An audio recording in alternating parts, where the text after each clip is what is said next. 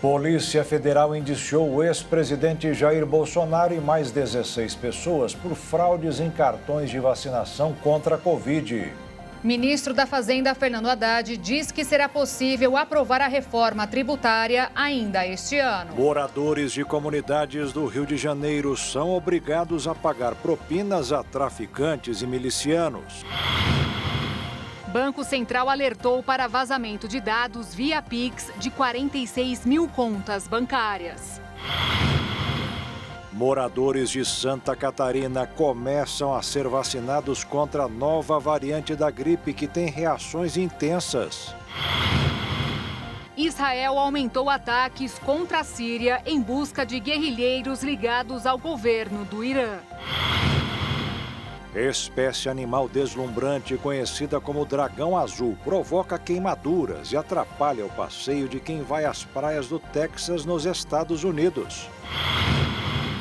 E um advogado e seu cachorro dão uma lição de civilidade ao catar o lixo que encontram no caminho em suas andanças pelo Chile. Agora no Jornal das 22.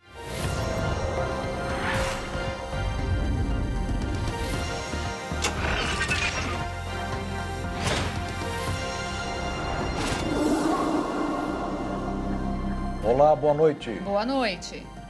A Polícia Federal indiciou hoje o ex-presidente Jair Bolsonaro e mais 16 pessoas. Todos são acusados de participar de um esquema de falsificação de dados em cartões de vacinação na época da pandemia. O advogado de Bolsonaro já questionou a decisão da polícia.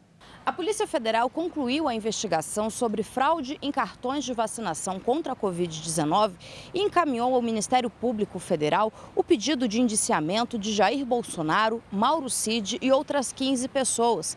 Eles foram denunciados pelos crimes de associação criminosa e inserção de dados falsos.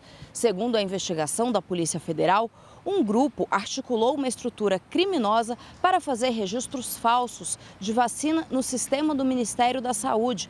A primeira beneficiada com o documento falso teria sido a esposa de Mauro Cid, mas com o tempo outras pessoas também fizeram esse registro. O objetivo de falsificar esses dados seria conseguir entrar em países que exigiam a comprovação da vacina contra a Covid-19 na época da pandemia. O inquérito, concluído pela Polícia Federal, foi encaminhado à Procuradoria-Geral da República, que agora vai analisar o caso e decidir se apresenta ou arquiva a denúncia. Fábio Weingarten, advogado de Bolsonaro, disse que o indiciamento do ex-presidente nesse processo é tão absurdo quanto no caso da baleia, pois a defesa não teve acesso ao inquérito e a opinião de Bolsonaro sobre a vacinação já é conhecido por todos. Para o advogado de Bolsonaro, esse indiciamento é perseguição política. A Justiça aceitou o pedido de delação premiada do ex-policial Rony Lessa. Ele está preso como assassino confesso da vereadora Marielle Franco, do PSOL do Rio de Janeiro, junto com o motorista dela, Anderson Torres, 6 anos atrás. Nós sabemos que esta colaboração premiada, que é um meio de obtenção de provas, traz elementos importantíssimos que nos levam a crer que brevemente nós teremos a solução do assassinato da vereadora Marielle Franco. O processo segue em segredo de justiça. Quando faz um acordo de delação premiada, que neste caso foi feita pelo ministro do Supremo Tribunal Federal, Alexandre de Moraes, o investigado se compromete com a Justiça e com o Ministério Público a contar o que sabe sobre um crime em troca de redução da pena. O governo federal, através do Ministério das Mulheres, lançou nesta terça-feira o Pacto Nacional de Prevenção aos Feminicídios. A ação para prevenir mortes violentas de mulheres contará com o trabalho de 9 ministérios e terá disponível 2 bilhões e 500 milhões de reais para realizar mais de 70 medidas. O objetivo do plano lançado pelo governo é reduzir as mortes de mulheres por questões de gênero e também garantir os direitos e o acesso à justiça para todas as que se encontram em situação de violência. O projeto também prestará assistência para a família das mulheres vítimas desse tipo de crime. O plano, que custará 2 bilhões e 500 milhões de reais em recursos, foi dividido em 73 medidas e 2 eixos, o estruturante e o transversal. O chamado de eixo estruturante é composto pelas 3 formas de prevenção. A primeira parte pretende evitar a violência por meio da mudança de hábitos e comportamentos para eliminar os estereótipos, promover a cultura de respeito e não tolerância à discriminação. O segundo eixo foi definido para lidar com ações para intervir precocemente a fim de evitar a repetição e o agravamento da violência de gênero, como repasses financeiros a serviços de acolhimento provisório de mulheres ameaçadas de violência doméstica e familiar ou em situação de risco de morte. Já o terceiro tem o objetivo de diminuir os efeitos da violência e promover a garantia de direitos e de acesso à justiça e a direitos como saúde, educação, segurança, justiça e trabalho. Já o eixo transversal é dividido em produção de dados, como a ampliação de notificações de violência de gênero, conhecimento por meio da realização de pesquisas e diagnósticos e redação de documentos e normas. Além do Ministério das Mulheres, que será responsável pela coordenação do projeto, o plano também contará com o apoio da Casa Civil da Presidência da República e dos Ministérios dos Direitos Humanos e da Cidadania, da Educação, da Saúde, da Justiça e Segurança Pública, dos povos originários, da igualdade racial, do desenvolvimento, assistência social e combate à fome, da gestão e da inovação em serviços públicos e do planejamento e orçamento. O dia a dia dos moradores de 14 comunidades do Rio de Janeiro ficou mais complicado. Além da luta diária pelo transporte, atendimento médico e emprego para levar o pão à mesa, não podem esquecer de deixar dinheiro separado para traficantes e milicianos. Tudo em nome da segurança. Em constante conflito, moradores de 14 comunidades da Zona Oeste da região do Rio são obrigados a viver presenciando embates entre milicianos e traficantes na região. Eles são subordinados a uma realidade de violência e opressão e afirmam que sofrem abusos cometidos pelos dois lados criminosos, além de serem obrigados a pagar taxas para traficantes e milicianos simultaneamente. Preocupados em perder o território, os milicianos passaram a explorar ainda mais os moradores que ainda estão sob o domínio deles. Em Rio das Pedras, por exemplo, uma das comunidades da Zona Oeste, último reduto da milícia na região, já existe até a inflação da bandidagem. Muitos moradores consideram que morar na região ficou insustentável. Enquanto isso, a população alega que as autoridades de segurança atuam com medidas paliativas e dizem se sentirem descuidados quando o assunto é segurança. Durante essa guerra, o Comando Vermelho conseguiu dominar os territórios que eram controlados por milicianos e, atualmente, estão perto de fechar o que chamam de Cinturão do Tráfico, que, segundo eles, vai funcionar como escape para possíveis operações policiais na região. O Brasil já registrou 54 ocorrências de acidentes aéreos só este ano. De acordo com a organização internacional dedicada à segurança da aviação, Flight Safety Foundation, 24 pessoas morreram. Se comparado com o mesmo período do ano passado, foram 13 óbitos e 56 ocorrências. Dessas que foram registradas em 2024, pelo menos 20 são registros de quedas de aeronaves. Os outros incidentes envolvem pouso forçado, colisão com pássaros e problemas no motor.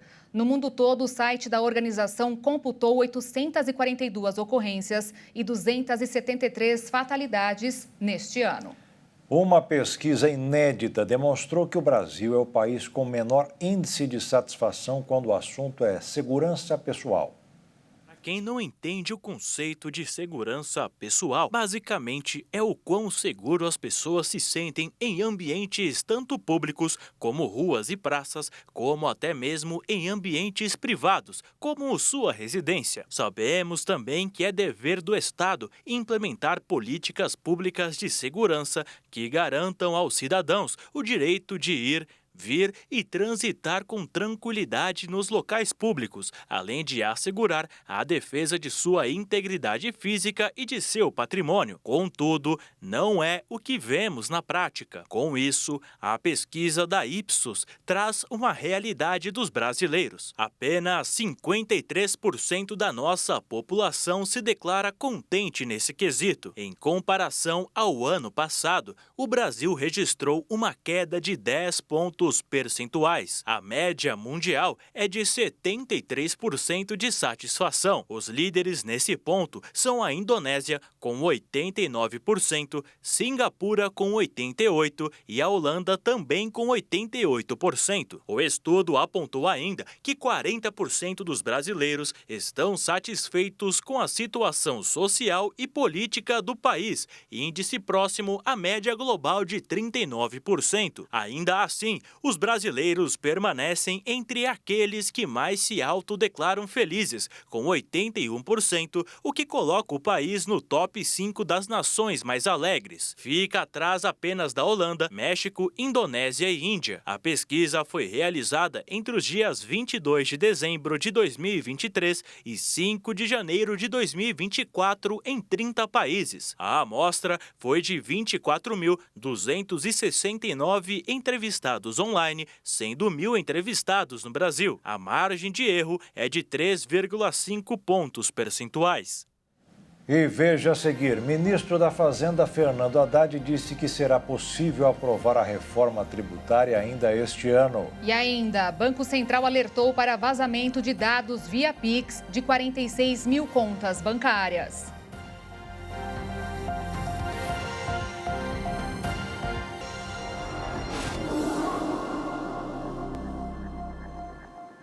O ministro da Fazenda, Fernando Haddad, afirmou hoje que a proposta da regulamentação da reforma tributária será enviada ao Congresso no mês que vem. O texto base foi aprovado no ano passado e o ministro acredita que será possível concluir todo o processo em dezembro. No evento realizado por grandes empresários brasileiros nesta terça-feira, o ministro da Fazenda, Fernando Haddad, apresentou os principais feitos econômicos já consolidados ou aprovados no Brasil durante a gestão do governo Lula e destacou principalmente a aprovação da reforma tributária.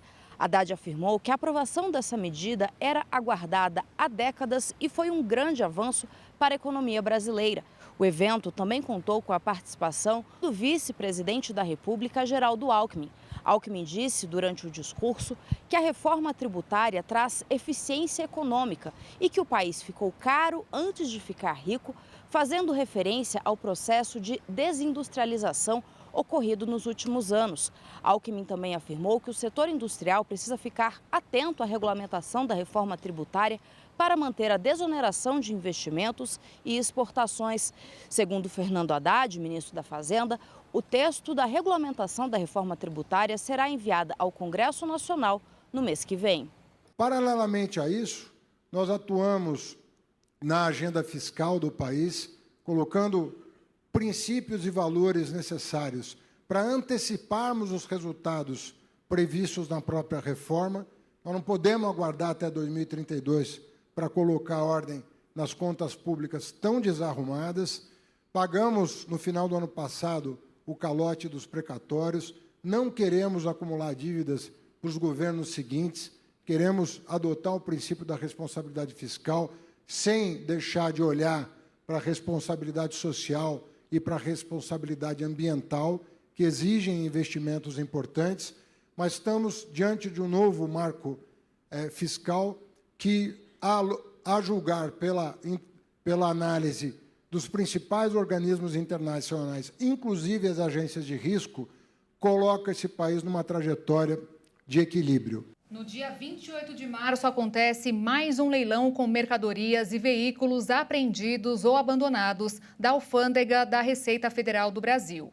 Nesta nova edição, os itens disponíveis vão desde meias, bermudas, a poltrona reclinável e caminhões. Os lances, que serão nos dias 26 e 27 de março, terça e quarta-feira da semana que vem, de forma eletrônica, devem ser feitos para os lotes fechados. O mais barato pode ser arrematado a partir de R$ 200 e o mais caro por, no mínimo, R$ 1,5 milhão, mas este só para pessoas jurídicas. Pela primeira vez, os 129 lotes do leilão serão expostos no saguão do Terminal 3 do aeroporto de Guarulhos, em São Paulo. A Justiça da Suíça informou hoje que o país vai devolver ao Brasil o equivalente a 80 milhões de reais que estavam em contas bloqueadas do ex-deputado e ex-prefeito Paulo Maluf. O dinheiro depositado naquele país foi desviado de obras públicas, como a construção da Avenida Água Espraiada, que é a atual Roberto Marinho, quando Maluf foi prefeito da capital paulista entre 1993 e 96. No esquema também consta a compra de ações da empresa Eucatex, que é da família de Maluf. O Supremo Tribunal Suíço informou que os advogados de Maluf não podem mais recorrer. Falta apenas marcar a data para enviar o dinheiro ao Brasil.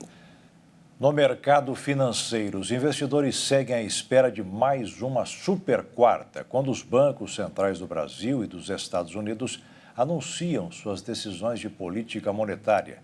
A expectativa é que no Brasil o Comitê de Política Monetária reduza a Selic e nos Estados Unidos que o Banco Central do país mantenha suas taxas inalteradas. Com isso, o dólar fechou em alta de 0,07%, cotado em R$ 5,02 na venda.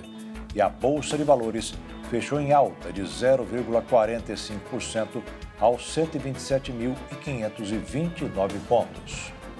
A Previdência Social dos Estados Unidos frequentemente sofre ataques golpistas. Uma auditoria do Gabinete de Inspeção Geral revelou que, no período de 5 anos, até maio de 2018, aproximadamente 33 bilhões e meio de dólares em benefícios foram desviados. De lá, até o fim do ano passado, quase 8 mil pessoas relataram terem seus benefícios desviados. No Brasil, a Previdência decidiu que não vai suspender o pagamento de benefícios por falta de prova de vida até o fim deste ano.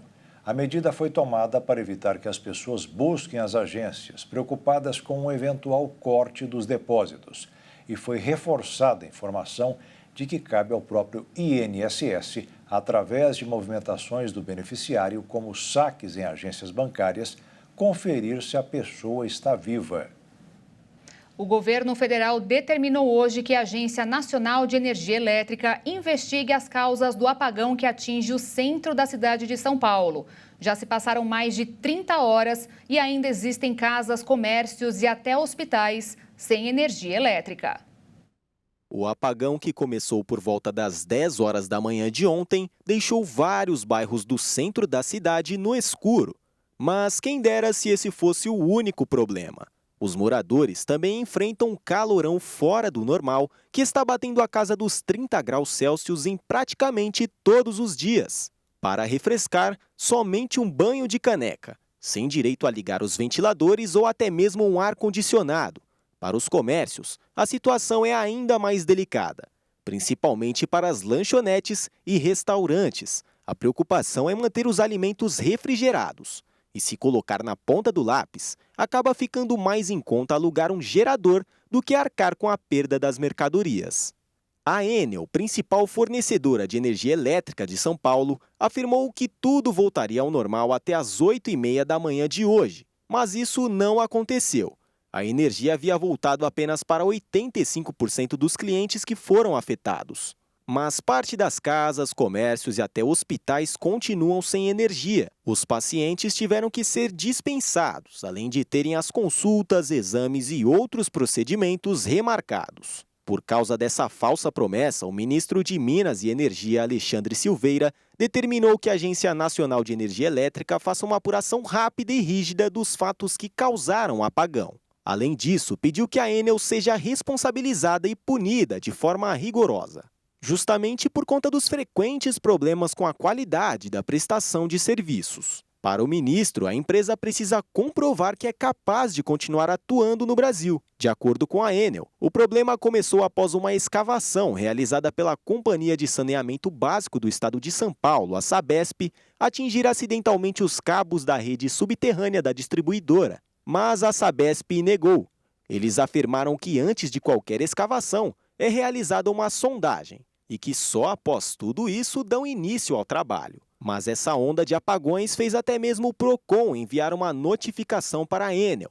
Eles pediram informações detalhadas dos últimos casos de interrupções de energia e até mesmo quantas pessoas foram afetadas. Essas informações deverão ser prestadas em até 7 dias. Se isso não acontecer, a empresa será multada. Um levantamento do setor de turismo revelou que os paulistas representam a maioria dos turistas que vão ao Rio de Janeiro. De acordo com a pesquisa da Rio Tour, em parceria com a Embratur Lab, cerca de 26% dos turistas do Rio de Janeiro são de São Paulo. Isso mostra que a histórica rivalidade entre paulistas e cariocas não os impedem de aproveitar as qualidades da cidade maravilhosa. O levantamento mostrou ainda que 46% dos turistas retornaram à cidade pelo menos 3 vezes. Ao todo, quase metade dos 2.000 entrevistados deram nota 10 para a capital fluminense na hora de recomendar o destino para outras pessoas. O segundo estado com maior número de turistas na capital é o próprio Rio de Janeiro, com visitantes de outras cidades do estado. Logo em seguida, vem os mineiros, com 11% do total ficando em terceiro lugar. O perfil de quem visita o Rio de Janeiro mostra que a maioria dos turistas viaja em família, se preocupa com o conforto, prefere vir à cidade em grandes eventos e não deixa de visitar os grandes símbolos do município, como Cristo Redentor e as famosas praias. E veja a seguir, moradores de Santa Catarina começam a ser vacinados contra a nova variante da gripe que tem reações intensas. E também, Israel aumentou os ataques contra a Síria em busca de guerrilheiros ligados ao governo do Irã.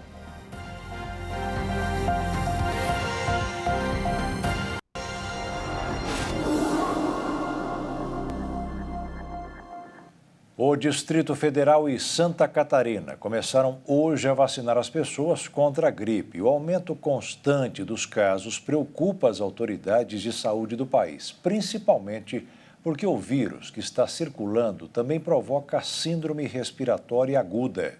Santa Catarina já sai na frente na questão de vacinação contra a gripe esse ano. O estado que costumeiramente, infelizmente, registra altos índices de problemas com doenças respiratórias, inclusive nesse momento a bronquiolite em crianças está sendo aí constatada em diversas regiões do estado, como também casos de síndrome respiratória aguda grave, o que tem feito com que os hospitais tenham um fluxo muito grande, principalmente das crianças, e os setores de internação e UTI também têm uma alta circulação. Por isso, através da DIV, a Diretoria da Vigilância Epidemiológica, a Secretaria de Saúde resolveu antecipar, junto com o Ministério da Saúde, a vacinação contra a gripe. Desde essa segunda-feira, já estão sendo distribuídas as doses destinadas a Santa Catarina e até sexta, a DIV pretende já ter abastecido todas as regiões de Santa Catarina. Com isso, cada região que receber o seu número de doses já começa a aplicação imediatamente. O dia D de vacinação aqui no estado acontece no próximo dia 13 de abril, fazendo com que a movimentação aconteça. A expectativa é que mais de 3 milhões de doses sejam aplicadas, o que corresponde a 91% do público-alvo. Então, portanto, Santa Catarina já sai na frente na questão imunização contra o vírus da gripe. De Santa Catarina para a Hit TV, repórter Michele Veiga. O governo da Argentina não pensa em incluir a vacina contra a dengue no calendário nacional. Mesmo com a doença batendo recordes, com mais de 100 mil casos e 69 mortes este ano, o porta-voz do presidente Javier Milei, Manuel Ardoni, disse a jornalistas que a imunidade contra uma doença é adquirida com o tempo. Talvez, segundo ele, se for muito necessário, a decisão poderá mudar.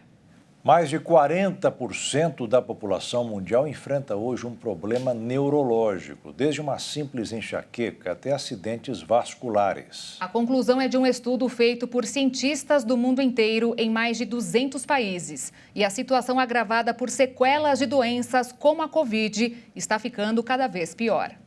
O Global Birdies, Instituto Internacional de Métricas em Saúde, subiu de 15 para 37 o número de doenças de distúrbios neurológicos, entre elas as complicações pós-Covid-19. O relatório traz dados de 204 países. Em 2021, mais de 3 bilhões de indivíduos no mundo foram afetados por distúrbios neurológicos. E embora as mortes por esses diagnósticos tenham caído 33,6% nos últimos 31 anos, a contagem de incapacitados subiu 18,2% no mesmo período, indicando uma crescente nos custos com equipamentos médicos, cuidados, remédios e tratamento multidisciplinar para essas pessoas. Na região das Américas, da Organização Mundial da Saúde, que compreende 51 países e territórios, a principal preocupação apontada pela pesquisa é quanto à falta de preparo para o envelhecimento da população. Em 2019, o AVC foi a segunda principal causa de morte nessas localidades. E as doenças como Alzheimer e outras demências foram a terceira. O exército israelense lançou mísseis contra diversos alvos militares em zonas rurais da cidade de Damasco, capital da Síria. De acordo com o Ministério da Defesa do país, a região teve danos materiais irreparáveis. O governo sírio emitiu um comunicado onde relatou que diversos mísseis israelenses foram interceptados e até derrubados pelas forças de segurança do país. Os ataques em Damasco aconteceram pois a região tem recebido muito apoio do Irã, país aliado com o governo do presidente Bashar al-Assad no confronto de quase 12 anos na Síria, além do local também ser reduto do grupo libanês Hezbollah. Os ataques recentes aumentaram as tensões entre os países, que já é enorme desde o início da guerra entre Israel e o grupo Hamas. Desde dezembro, diversos oficiais da Guarda Revolucionária Iraniana foram mortos por ataques israelenses na Síria. Até por esse motivo, a presença de oficiais sêniores na Síria e nomes importantes do exército foi reduzida. E agora eles preferem confiar na força da milícia xiita para preservar sua influência no local. No último sábado, os ministros da defesa do Irã e da Síria, Mohammad Reza Ashtiani e Ali Abbas, discutiram planos urgentes para decidir sobre os ataques aéreos de Israel, em resposta ao que disseram ser uma violação da integridade territorial da Síria por Tel Aviv. Ali Abbas também condenou essas ações e o apoio dos Estados Unidos a Israel em sua operação militar contra Gaza. E se você conhece alguém que mora nos Estados Unidos, poderá dar uma dica de um excelente emprego. Depois de 4 anos, a NASA abriu um concurso para selecionar de 8 a 14 pessoas para participarem de um programa, o Artemis, que deverá levar a primeira mulher à Lua, além de um homem. E, eventualmente, eles poderão embarcar rumo a Marte. As inscrições serão aceitas até o próximo dia 2 de abril e quem for escolhido vai ganhar um salário equivalente a R$ 765 mil por ano. Um relatório apresentado hoje pela Organização Mundial da Saúde mostrou que de 134 países, apenas 10 atenderam aos padrões estabelecidos pelo órgão em 2023 para a redução de emissão de material particulado fino. Esse material, conhecido como PM2.5, é considerado pelos especialistas que estudam a poluição um dos mais mortais.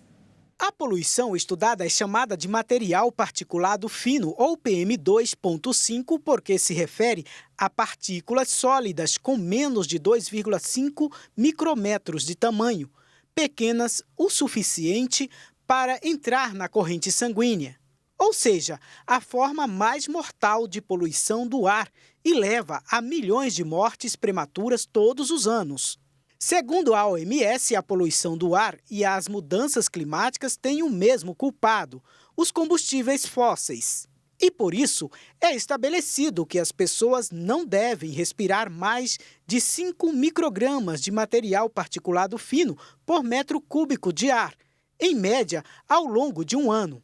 Os poucos oásis de ar limpo que atendem às diretrizes do órgão são principalmente ilhas como a Austrália e os países nórdicos da Europa, Finlândia e Estônia. Dos não alcançados, onde vive a grande maioria da população, os países com maior qualidade do ar estavam principalmente na Ásia e África. Os 4 países mais poluídos no ranking estão na Ásia: Bangladesh, Paquistão, Índia e Tajiquistão. Sensores de qualidade do ar em quase um terço das cidades da região relataram concentrações de PM2.5 que ultrapassavam em mais de 10 vezes as diretrizes da OMS. Os pesquisadores apontam para o tráfego de veículos, o carvão e as emissões industriais, especialmente das produções de tijolos, como as principais fontes de poluição na região. Os agricultores que queimam sazonalmente seus resíduos e colheita contribuem para o problema, assim como as famílias que queimam madeira e esterco para aquecimento e para cozinhar. Uma mudança notável em 2023 foi o aumento de 6,3% da poluição do ar na China, em comparação com 2022, após pelo menos 5 anos de melhoria. Pequim teve um aumento de 14%. O governo anunciou uma guerra contra a poluição em 2014 e vinha progredindo desde então. Mas a queda acentuada ocorreu somente em 2020, durante a pandemia. O aumento da poluição é justificado pela reabertura da economia. Uma startup chinesa pretende inovar o mundo tecnológico com uma ideia interessante: um novo sistema de armazenamento de energia, ou popularmente conhecido como bateria, que usam materiais radioativos para gerar eletricidade constantemente, que pode durar dezenas ou centenas de anos. Imagine um telefone celular cuja a bateria dure anos e não precise ser plugado na tomada para recarregar. Ou um drone capaz de voar indefinidamente sobre a Amazônia, registrando focos de desmatamento e de mineração ilegal. Situações como essas poderão se tornar realidade. Isso porque a bateria criada pela startup chinesa Betavolt poderá gerar energia por 50 anos sem a necessidade de recarga. O dispositivo mede 15 milímetros de comprimento, 15 milímetros de largura e 5 milímetros de espessura e opera a partir da conversão da energia liberada pelo decaimento de isótopos radioativos de níquel. A bateria tem função modular e, de acordo com a startup, poderá ser empregada em série para energizar drones ou celulares. A principal vantagem das baterias nucleares é a possibilidade de fornecer carga durante um longo período de tempo. As baterias da Betavolt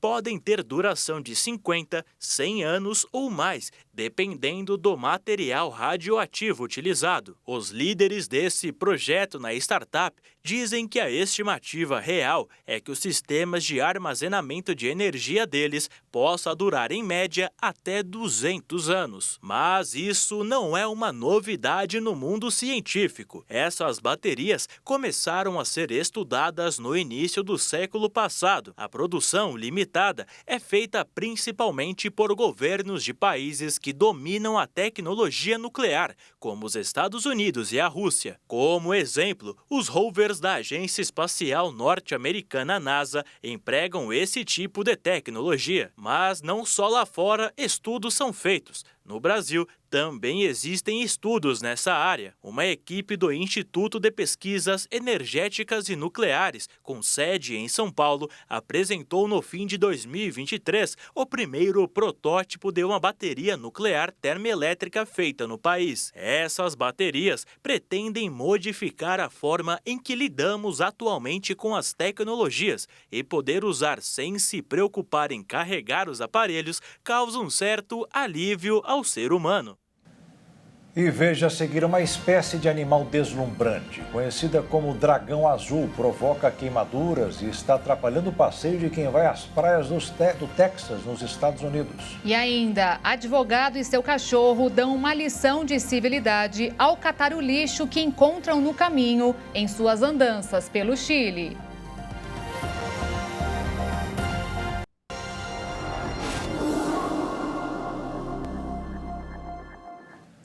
A progressão continuada de ensino já provou que tem dois lados para colocar na balança responsáveis pelo setor.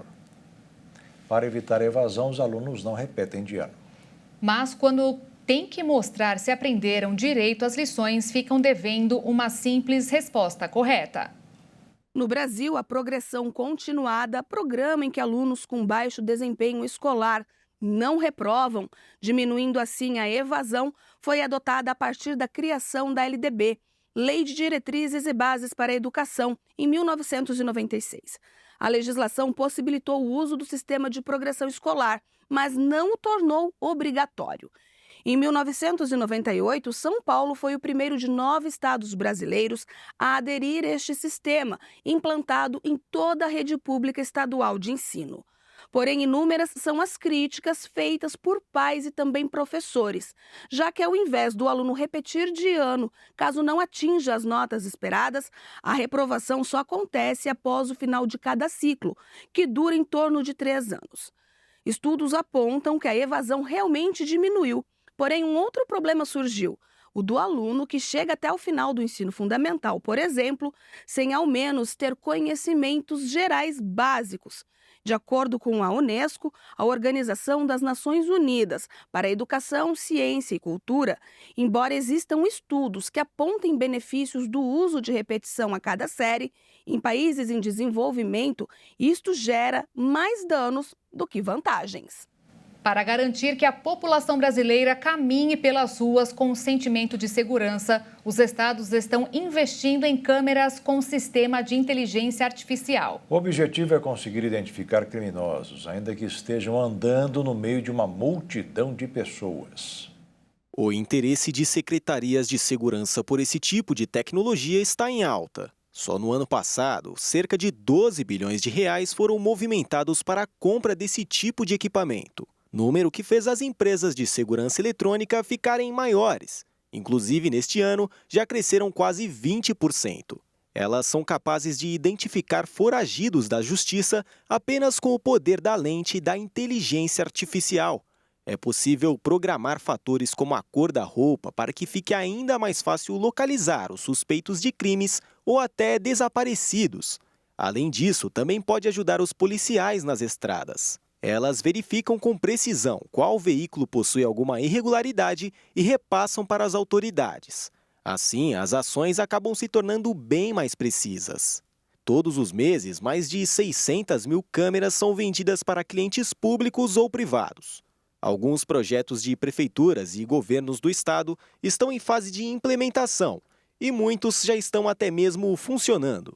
Eles são vistos como uma forma de melhorar a capacidade de resposta da polícia. Mas um dos tantos recursos disponíveis ainda continua gerando dúvidas: o reconhecimento facial.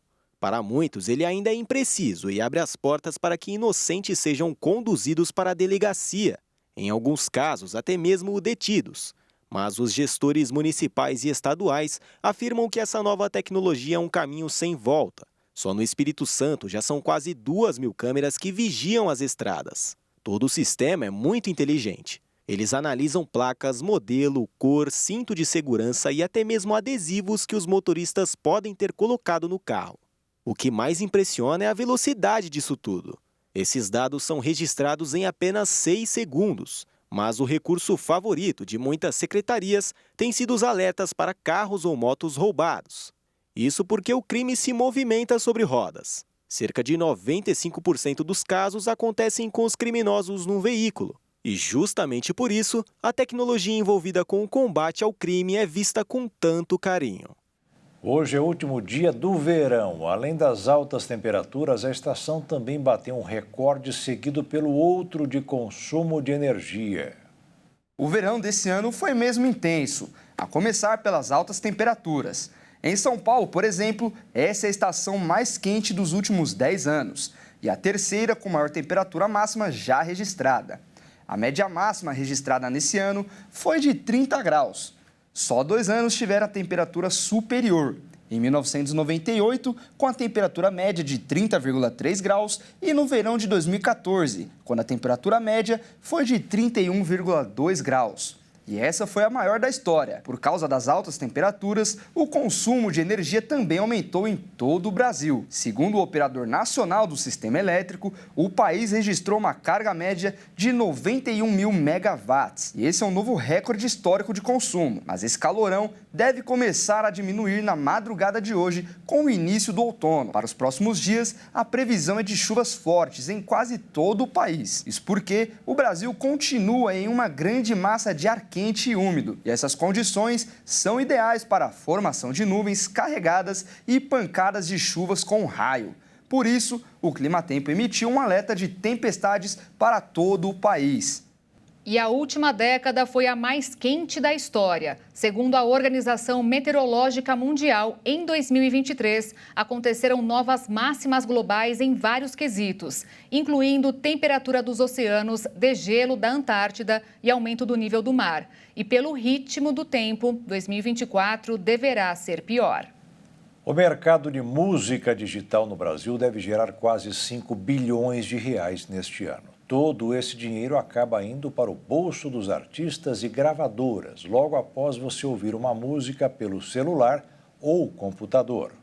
O levantamento da consultoria Statista mostrou que o mercado de áudio digital não para de crescer, mas o aumento não vem por um acaso. A verdade é que os serviços de streaming estão fazendo cada vez mais parte do nosso dia a dia. Geralmente estão disponíveis em sites ou aplicativos e carregam um catálogo imenso de coisas para você ouvir ou assistir. Para acessar, você só precisa contar com a ajuda da internet. E como ouvir música é uma verdadeira terapia, o crescimento foi inevitável, principalmente com a facilidade de ter a sua canção preferida na palma da mão. E a previsão é de que até 2027, os aplicativos de música cresçam todos os anos cerca de 5%. Toda essa cifra milionária acaba sendo dividida. Quando as músicas são reproduzidas, elas geram valor. Parte vai para os artistas e compositores. A porcentagem geralmente é definida em contratos. Agora, a outra parte da receita acaba indo para as gravadoras que fazem a distribuição do conteúdo nas plataformas digitais. O restante fica com os próprios serviços de streaming, que acabam usando o valor para cobrir os custos operacionais e também lucrar. Apesar do valor ser alto, ainda parece pouco quando comparado ao mercado dos Estados Unidos. Por lá, os valores devem atingir a marca dos 18 bilhões de dólares neste ano, ou seja, cerca de 90 milhões de reais. Mas alguns brasileiros não ficam para trás e figuram entre os mais ouvidos. Os principais são aqueles do sertanejo, como Ana Castela, Marília Mendonça e Henrique Juliano. Mas os famosos formatos físicos também têm seu lugar no Brasil. Nos primeiros 6 meses do ano passado, eles geraram 8 milhões de reais em receita. E acredite, mais da metade desse valor aconteceu através da venda de discos de vinil. Foi lançada oficialmente a programação do Pantanal Tech. A feira acontece em junho e é marcada pela inovação e sustentabilidade na região pantaneira. Arroz carreteiro no café da manhã. Para o pantaneiro, é o quebra-torto. Na nossa região é para dar força e vigor ao trabalhador sul-mato-grossense lá pelo Pantanal, para o desenvolvimento da cultura, dos negócios, da agropecuária. É um costume nosso aqui. No Bioparque, o Pantanal foi alimentado com ótimas notícias. O governo do estado e a UEMS lançaram o Pantanal Tech, evento que vai acontecer em Aquidauana no final do mês de junho. Será um encontro com vários setores para demonstração de tecnologias e inovações para a produção sustentável. 40 empresas já confirmaram presença. Nós já temos lá dentro da unidade e vamos mostrar no Pantanal Tech MS vitrines tecnológicas do gado pantaneiro, vitrines tecnológicas do bovino de corte. São 19 vitrines que a UEMS vai já demonstrar para todos aqueles que vão nos visitar nos dias 28 e 29 de junho. Para o governador, o Pantanal Tech é consequência da política de preservação do Pantanal. Uma mudança de conceito que a gente está atravessando para a questão ambiental, para a questão de produção, né? A tecnologia é uma grande aliada. E a universidade, ela não pode ficar distante disso, pelo contrário, ela tem que liderar esse processo, como a gente tem visto acontecer com a nossa UEMS. No evento, o governo do estado ainda liberou um investimento milionário para a Universidade Estadual de Mato Grosso do Sul. Dinheiro para cursos de graduação e pós-graduação, tudo para aproximar ainda mais a UEMS da comunidade. Com esse aporte de mais de 12 milhões de reais, a universidade consegue ampliar a sua atuação e nós vamos ampliando as nossas ações, formando melhores profissionais para todo esse arcabouço de desenvolvimento do estado de Mato Grosso do Sul. E durante o evento foi anunciado mais um curso da UEMS de silvicultura em Ribas do Rio Pardo. O curso começa em agosto com 40 vagas e tem tudo a ver com a demanda de eucalipto para abastecer a nova fábrica da Suzano. É por isso que a sexta-feira foi animada demais logo pela manhã. Afinal, o progresso com sustentabilidade é o que dá o ritmo para o crescimento econômico.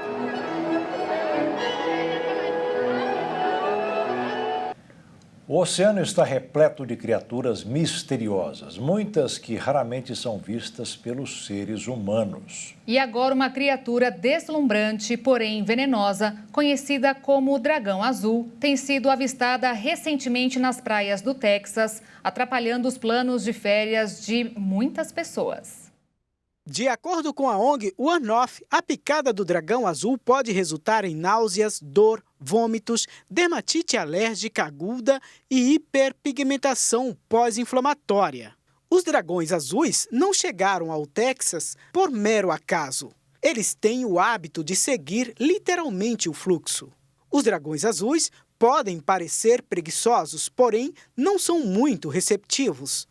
Por isso, seus avistamentos levaram organizações texanas a emitir sinais de cautela para os banhistas curiosos.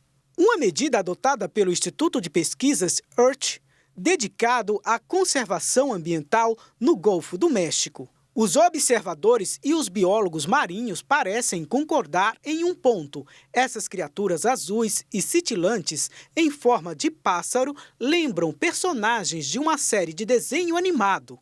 E o método utilizado pelos dragões azuis para afugentar os inimigos é quase tão fascinante quanto sua aparência. Eles se alimentam dos tentáculos das caravelas portuguesas e removem suas células urticantes. Em seguida, armazenam essas células em seus apêndices para uso posterior e as liberam quando são agitados. Observar os dragões azuis certamente é maravilhoso, mas os especialistas orientam o que as pessoas devem fazer com eles: olhar, não tocar e talvez fotografar a uma distância segura. Um advogado acompanhado de seu cachorro impulsiona o plogging a favor da reciclagem no Chile. Nesse movimento global que se originou na Suécia, as pessoas aproveitam os esportes ao ar livre para recolher os resíduos que sujam as nossas cidades e espaços naturais.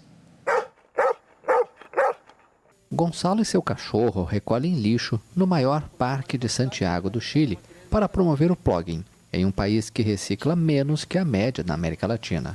O advogado aproveita há mais de 2 anos o passeio matinal de Sam, um Border Collie, para realizar essa prática surgida na Suécia em 2016.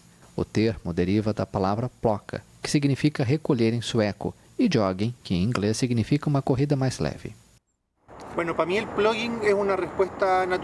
O plogging é uma resposta natural a 2 preocupações importantes na minha vida. Uma é a questão ambiental e a outra é a saúde, o autocuidado. Também é uma responsabilidade, o cuidado e a propriedade responsável do Sam.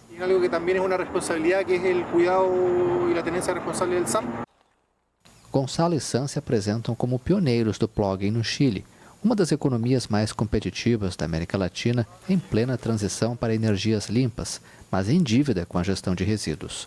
As jornadas são no Cerro San Cristóbal, também conhecido como Parque Metropolitano. Ele realiza 4 caminhadas por semana, cada uma com 2 horas de duração, entre as 6 e 8 da manhã. Recolhe o lixo com um bastão com pinça e o coloca em 2 sacos.